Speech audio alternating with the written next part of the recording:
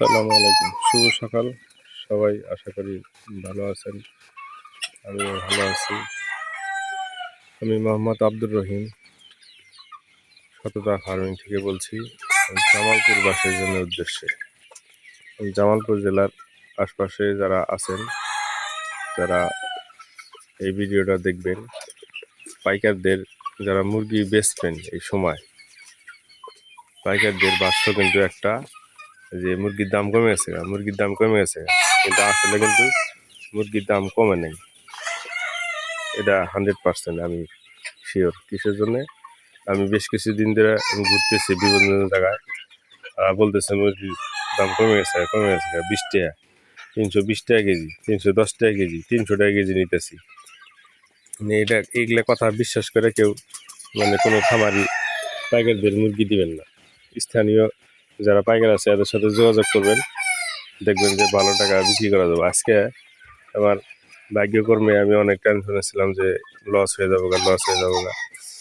তো আমি অনেক দিন আগে প্রতি মাসে যে পাইকারগুলো ডেলি দিনে এসে নিয়ে যায়, সেই ডেলি দিনের পাইকারের সাথে আজকে দাম মিট হয়েছে 360 টাকা কেজি, 360 টাকা কেজি। আর কোথায় হলো 320 টাকা কেজি। তাহলে অনেক কিন্তু ডিফারেন্স। একটা খামারির আপনি 10 টাকা 5 টাকা বাজলে কিন্তু লাভ অংশ থাকে। আর যদি লস হয় তাহলে কিন্তু খামারি আর উঠতে পারবে না, যেহেতু খাবার, ওষুধ, ম্যানেজমেন্ট সমস্ত কিছু কিন্তু দাম, প্রচণ্ড দাম বেড়ে গেছে।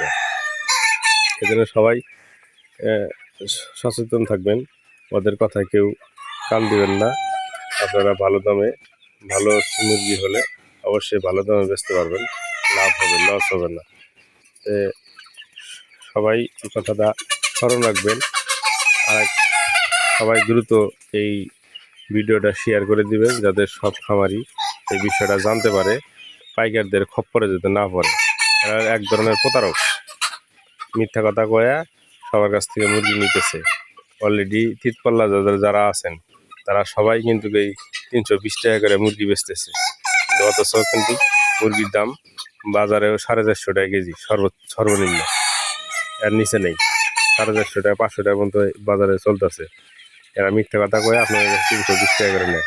আপনারা সবাই সচেতন হবেন আর দ্রুত ভিডিওটা শেয়ার করে দেবেন, যা সবার কাছে যেন পৌঁছে, সবাই যেন সতর্ক হয়। ধন্যবাদ। আসসালামু আলাইকুম।